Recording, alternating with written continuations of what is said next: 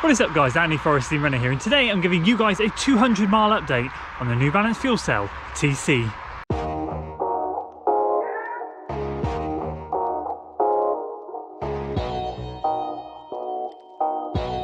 So today we're taking the New Balance FUELCELL TC up and over the 200 mile mark with this sub 240 marathon pace workout, which we're about to roll into very, very shortly. I'm really excited to share my thoughts and feelings with you on this shoe, getting it up and over 200 miles. As a lot of you guys know, I really focused in December and really now moving into this month to get some of the older shoes up and above some more milestone mile points, because of course 100 mile reviews are great, but we all like to use our shoes a little bit more, and there's been a select few shoes which have been chosen to go up and over those milestones. This is one of them. We will hit, I should say, the 200 mile mark, so I'm excited to share my thoughts with you on those shortly. Today we have 4 by 10 minutes at 550 per mile pace, with 5-minute floats in between at 640 per mile pace. So it's going to be quite a fast session, slightly above marathon pace, and then of course the floats are below marathon pace, around 85 to 90% of the goal marathon pace, which is of course 6 minutes flat per mile. So we're going to get rocking and rolling, going to get on the session, take you along with me on the journey, and then we'll talk at the end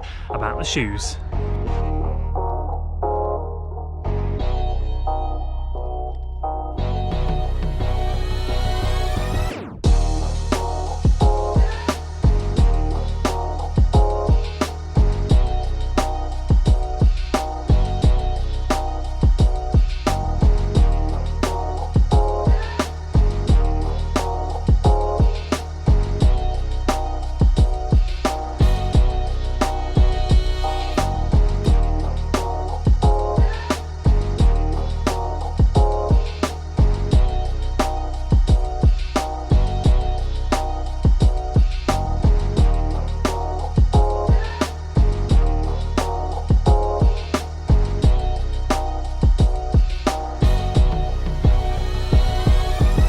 And there we go, workout complete. That is over 200 miles in at the New Balance FUELCELL TC. Absolutely, really delighted with that. If you want to know more about the workout itself, make sure you subscribe to the channel if you're not already, and check out the week 5 sub 240 marathon training series that's going to be coming out later this week. But of course, now that we've done this, I'm going to take these things home and we'll talk all about how they got on. So there we go, up and over 200 miles in the New Balance FUELCELL TC. What a shoe this has been. I've been enjoying it so much lately.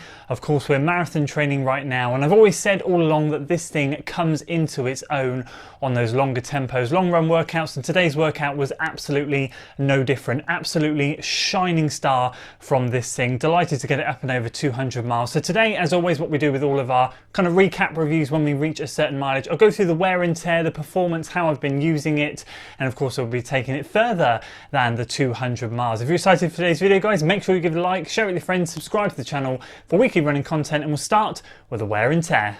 In terms of wear and tear, the shoe is holding up pretty darn well, except for one thing, which we will come to very, very shortly. And I don't know how detrimental it is. Fingers crossed we can continue running in it, but there is something that's happened lately, which I'm not sure how it's happened. Let's get to that in a second. Anyway, the upper, it's dirty, it's a little bit tarnished with mud, it's a little bit grey with the dust from when we were running it last year, but overall, no snags, nothing. Still as good as it was in the beginning. Once again, once we got the lacing lockdown sorted, which if you guys remember, we had a bit of a battle to get the tongue from staying still. It was sliding left and right a bit, but we used the holes in the tongue there to loop through with the laces. That's all good, and once the lockdown was sorted, absolutely fine. We've got some crinkling in the foam as expected. This foam is super soft, especially on this side. You can probably see a little bit better along here, but again, the foam still feels really great. I kind of wondered when I got this shoe how long it would last, due to the fact that the foam was so soft, how quickly it would compress. I can confirm that after 200 miles, at the moment, it still feels good. I know a few of you have reported from the 200 to 300 mile mark, you've started to feel the foam compress a bit too much. You can then feel the plate a bit more, which is understandable. I'm kind of expecting that at some point soon, but so far for me, so good, nothing of that nature. But the one thing I have noticed, and it's very hard for me to show you, and I'm not going to be able to show you very well, but if I look down the eye of the shoe here, I have a divot in my shoe here where I don't know whether a chunk of foam has kind of been compressed more than the others, but we have a dent just here. Now it's not in the other shoe, and this is something that's only happened between the 150 to 200 mile mark. I don't know, it's as if I've kind of landed on a rock or a stone or something and it's just pushed that foam down and in a bit. I don't really notice it when I'm running, but I kind of do, if that makes sense. So as I land, it's kind of on this inside edge. So as I kind of land outside and roll through and toe off, I kind of am starting to feel that sensation where my foot's rocking in a bit more, because there's this indent here. So it's kind of like when my foot lands flat, as it should do, it kind of doesn't land flat, if that makes sense. It wants to roll in to compensate for the divot that's now appeared here. And of course, it didn't bother me today. It hasn't bothered me the last couple of rounds, but it is something I've noticed. How long it will hold up for with that in there, I don't know. And I'd love to know how I did it. But other than that, and it doesn't seem to be affecting performance right now, it's doing really, really well.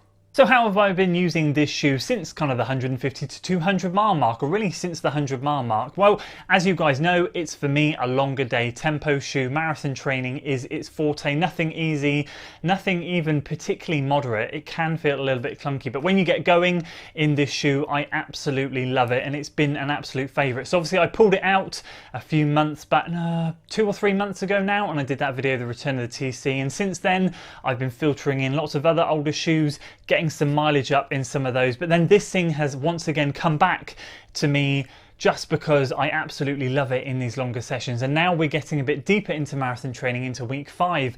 These longer sessions are getting longer and longer, and this thing is coming into its own. I actually kind of really wish I had a fresh pair of these for marathon training, because I think for me, if you're going to race in the Next Percent or the RC Elite or something with a really soft foam, this is an absolute ideal training partner. And I have to be honest with you right now, unless the Next Percent 2 comes out before my next marathon, I am probably going to race in the Next Percent. So for me, kind of getting used to running in a shoe that's similar to that is kind of paramount to my training. And I try and get a session in once a week in a plated shoe. And this thing is kind of making more of an appearance now than it has been in the past. And to be perfectly honest with you, with the way it's holding up now, I think it will continue to do so. So yeah, for me, as I said, marathon pace sessions, half marathon paced efforts, nothing super, super quick, like no K reps or stuff like that. For me, it just sits in that beautiful zone of marathon pace work.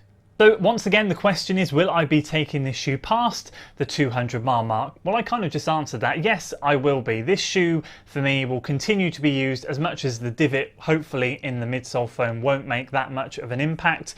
Right now, it is my go-to shoe of choice for that sort of one plated shoe a week. Obviously, I've got other plated shoes that I like to use. I want to get some more miles in the Rocket X, but when I want to get some real speedier stuff done and really put a good effort in, I've got to be honest with you, this thing just, at the moment, it comes out top in everything I want to do. So for me, moving forwards, I'm going to take it hopefully to sort of like the 250 mile mark and see how it's faring at that point. Of course, we've got more shoes coming in this month, which you'll see very, very soon. But this thing, whilst I've got it fresh in my rotation, or back in my rotation, I should say, I'm going to be using it quite a bit. So there we go, that's my 200 mile update on the New Balance FUELCELL TC. As I said, what a shoe. Again, it speaks volumes that I've wanted to reach for this thing over other shoes, to take it up to the 200 mile mark and to run beyond, considering we've got so many other shoes in our rotation. The Endorphin Speed will be coming back out as well and be mixing it in with this thing, but I've got to be honest with you right now, this for me is flavour of the month. And I'm really excited to see what New Balance do this year. Hopefully they'll release another shoe similar to this, the TC version 2, or something that kind of takes this and refines it a bit more. I'd love to see them do something a little bit more stable, a little bit more workable at various paces, because if this thing had been, for me, workable at maybe not so much easy paces, but steady paces and up, it would have just been so much more of a versatile shoe. And I guarantee you this thing would have won an award at the Running Shoe Awards in 2020 and definitely made it into the top 3. So I'm really keeping my fingers crossed that New Balance can deliver this year. But meanwhile, we'll continue to use this thing. Of course, let me know in the comments below how your TC is getting on. Let me know how the wear and tear is and at what point you found the foam deteriorated, or if you've not got to that point yet and you're still enjoying putting loads of miles into it. And of course, later this week or next week or the week after, I don't know when, I've got a couple of pairs of shoes coming and I've got to go and collect them. Well, I'm going to have them delivered because I've ordered from my local shoe shop. That's an exciting one. Got another one coming in, loads of stuff happening over the next few weeks, and of course the time trial this weekend. So hopefully you guys stick around, stay tuned, subscribe to the channel if you're not already. As I said in the beginning, like, share, do all that good stuff. I appreciate your support, and as always, I'll see you on the next one. Until then.